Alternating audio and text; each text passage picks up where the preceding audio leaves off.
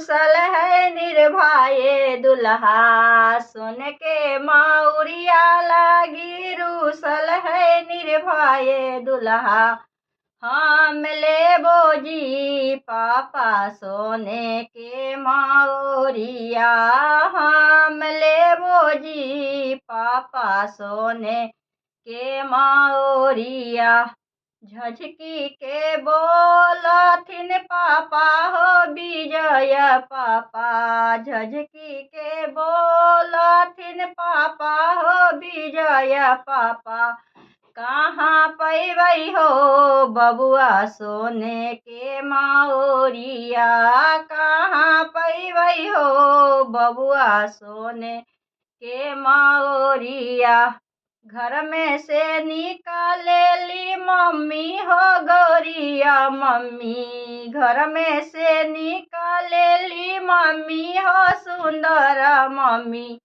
हम देवो ए बबुआ सोने के मौरिया। हम देवो हो बबुआ सोने के मौरिया। सुन के मौरिया लागी रूसल है निर्भय दुल्हा। सुन के मौरिया लागी रूसल है निर्भय दुल्हा। हम लेबो जी चाचा सोने के मौरिया। हम लेबो जी चाचा सोने के मौरिया। झझकी के बोलथिन पाप चाचा हो मनोजा चाचा। झझकी के बोलथिन चाचा हो मनोजा चाचा। कहाँ पैबै ये बाबू सोने के मौरिया। कहाँ पैबै ये बाबू सोने के मौरिया। घर में से निकाल ले चाची हो सुंदर चाची। घर में से निकाल ले चाची हो सुंदर चाची। अरे हम देवो ये बाबू सोने के मौरिया। हम देवो ये बचवा सोने के मौरिया। सुन के मौरिया लागी रूसल है निर्भय दुल्हा। सुन के मौरिया लागी रूसल है निर्भय दुल्हा। हम लेबो जी जीजा सोने के मौरिया। हम लेबो जी जीजा सोने के मौरिया।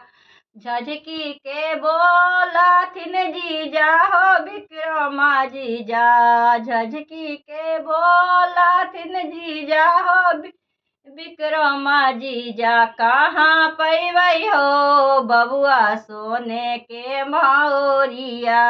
कहाँ पैबै हो बचवा सोने के मौरिया। घर में से निकाला ले दीदी हो लुसिया दीदी। घर में से निकाला ले दीदी हो लुसिया दीदी। हम देवो ये बाबू सोने के मौरिया।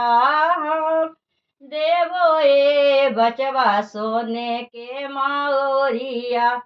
सुन के मौरिया लागी रूसल है निर्भय दुल्हा। हम लेबो जी फूफा सोने के मौरिया। हम लेबो जी फूफा सोने के मौरिया। झझकी के बोलथिन फूफा हो प्रवेश फूफा। कहाँ पैबै ये बाबू सोने के मौरिया। कहाँ पैबै ये बचवा सोने के मौरिया। घर में से निकाल ले फुआ हो सुंदर फुआ। हम देवो ये बचवा सोने के मौरिया।